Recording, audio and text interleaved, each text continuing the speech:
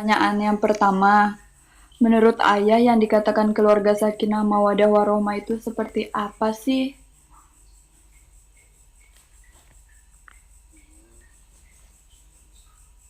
Keluarga yang sakinah, mawaddah warohmah.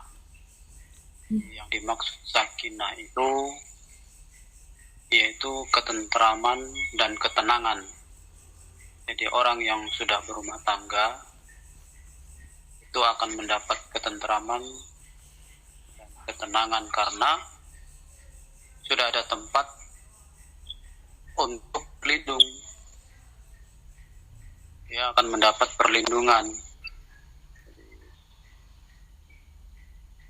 suami dan istri. Makanya dia dikatakan sakinah karena sudah memperoleh ketenangan dan ketentraman. Jadi keduanya itu akan merasa tenang karena sudah mendapat perlindungan, sudah mendapat pasangan. Lain halnya kalau dia masih jomblo, pasti dia tidak tentram, ya. Kemana-mana masih bebas. Nah, kalau sudah mendapat pasangan, sudah menikah, maka pasti dia akan mendapat ketentraman dan ketenangan. Oleh itu, orang selalu mendoakan bahwa orang yang menikah itu selalu didoakan supaya dia menjadi keluarga yang sakinah, mawaddah dan warohmah.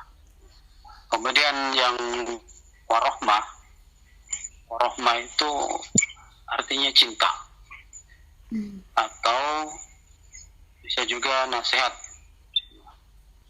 Maka di situ timbullah ikatan cinta yang mana di dalamnya itu ya akan saling menghargai, saling membutuhkan dan saling menasihati. Di antaranya mungkin ada kekurangan maka akan tertutupi dengan yang lainnya karena rasa cinta itu, sehingga dalam kata cinta itu maka timbul kebersamaan, ya, atau bisa saling melengkapi dan saling menasehati apabila ada kesalahan atau kekurangan antara satu dan lainnya. Nah, kemudian warohmah yaitu kasih sayang. Rahmah itu kasih sayang. Jadi walaupun misalnya orang ibu mempunyai anak cacat pun mengasihi. Ya, sama dengan itulah. Dia orang yang sudah berkeluarga walaupun usianya sudah renta nanti, yang sudah tua menjadi kakek-kakek dan nenek-nenek, maka di situ akan tetap timbul rasa kasih sayang. Jadi harapannya itu sakinah mawaddah warohmah, berarti dia akan mendapat perlindungan dan ketentraman, kemudian cinta, ya, cinta, saling menasihati, saling memberikan, utamanya kalau di mawadah itu jelas itu akan saling membutuhkan. Rasa cinta itu berarti antara suami dan istri akan saling membutuhkan itu. Berarti dia harus tetap mempunyai kasih sayang walaupun dia sudah menjadi kakek-kakek dan nenek-nenek. Nah, saya kira itu secara garis besarnya atau secara singkatnya itu, Pak. Iya. Lanjut di pertanyaan yang kedua. Kan tadi kalau sudah menjadi suami istri, apa sih hak dan kewajiban suami? Begitupun sebaliknya, hak dan kewajiban istri itu apa saja? Ya.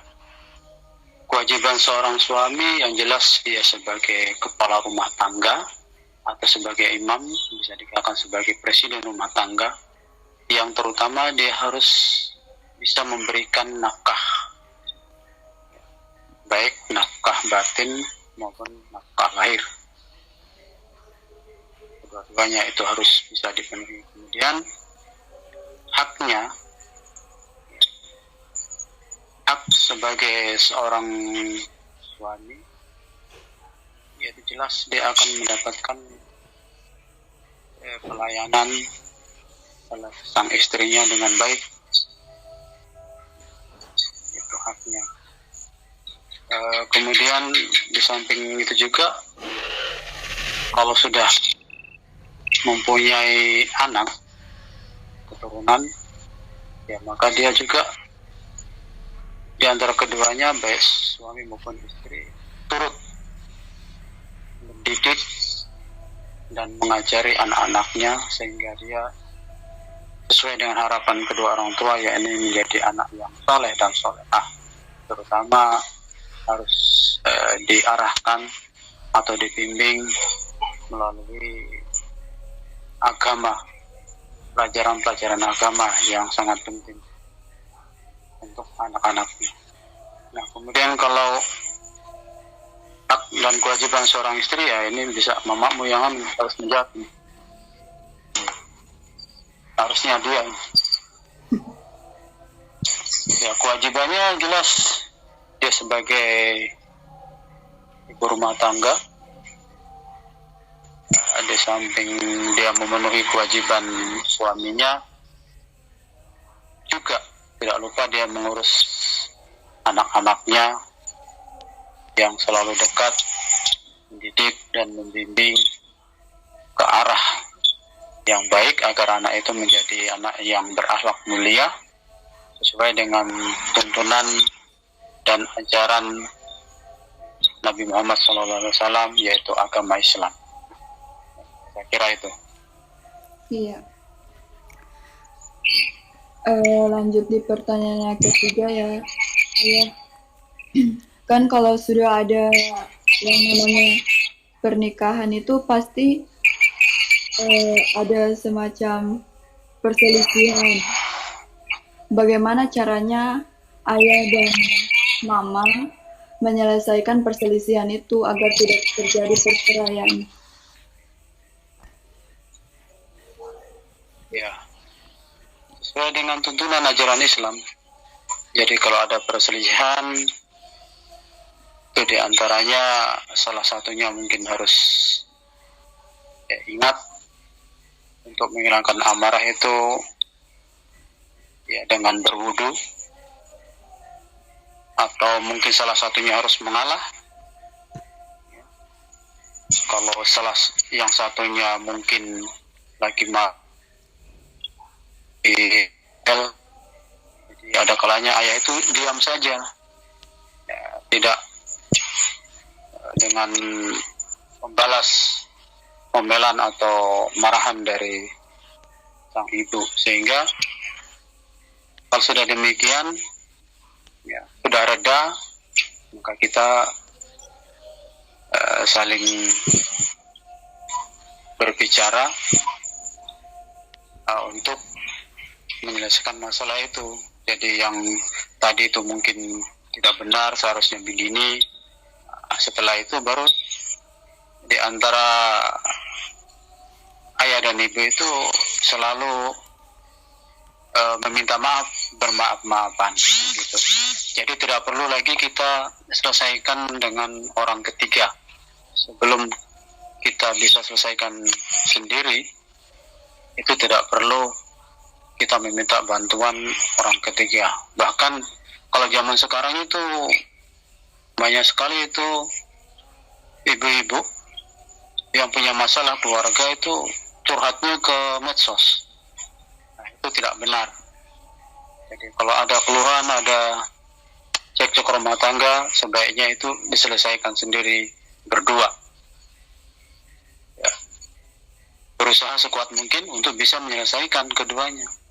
Jangan lagi, atau mungkin kita lari ke orang tua melapor bahwa oh ini begini-begini, bapak ini begini misalnya. itu tidak benar. Sedapat mungkin harus diselesaikan sendiri permasalahan itu. Kalau perlu, orang lain tidak perlu tahu apa yang menjadi rahasia di rumah tangga itu. Cukup yang tahu cuma kedua belah pihak, ayah dan ibu. Kira begitu. Iya. Ini Ulfa mau minta saran. Menurut pengalaman ayah selama ini sudah menjadi seorang ayah, kepala keluarga, adakah saran untuk Ulfa yang belum menikah, belum mempunyai pengalaman, saran untuk kedepannya nanti bagaimana? Ya, yang pertama, jangan lupa dekatkan diri kepada Allah Subhanahu wa Ta'ala. Selalu berdoa agar dirinya dijaga, bisa mempertahankan kehormatannya, sama karena seorang wanita sangat rentan kapan iman tidak kuat, maka dia akan terjerumus. Nah, olehnya itu yang pertama sekali mengadunya kepada Allah Subhanahu wa Ta'ala. Nah, bagaimana supaya misalnya kedepannya punya jodoh yang baik? Nah, di dalam Islam itu sudah diajarkan itu. Jadi biasanya itu yang terbaik itu yang keempat. Yang dilihat itu adalah agamanya. Jadi bukan hanya gantengnya, hartanya, atau kedudukannya. Jadi yang keempat yaitu tentang agamanya. Jadi kalau sudah agamanya bagus, insya Allah semuanya akan bagus. Jadi olehnya itu kalau bergaul hati-hati, ya, cari teman yang baik, cari teman yang beriman, karena lingkungan itu sangat berpengaruh besar. Jadi kalau kapan kita salah memilih teman yang tidak baik, yang kurang bagus agamanya, maka kalau iman kita tidak kuat, kita akan terjerumus. Jadi olehnya itu, ya karena tempat kuliahmu itu merupakan cabang dari Muhammadiyah, maka itu memang saya pikir itu cukup bagus, karena mengenai agama juga ditekankan, ya. Bahkan itu harus diperdalam. Bergaul dengan lain jenis itu harus hati-hati. Jadi harus bisa menjaga diri, jaga sikap, ya, ucapan juga yang bagus. Tunjukkanlah akhlak yang bagus, yaitu harus mempunyai akhlakul karimah, sehingga bisa dikatakan bahwa seorang remaja putri yang betul-betul menjadi idaman karena dia sangat berpegang teguh kepada ajarannya, yaitu agama Islam. Saya kira itu. Oh iya. Ada lagi? Udah. Makasih ya, Ayah. Habis? Udah habis. Oh iya.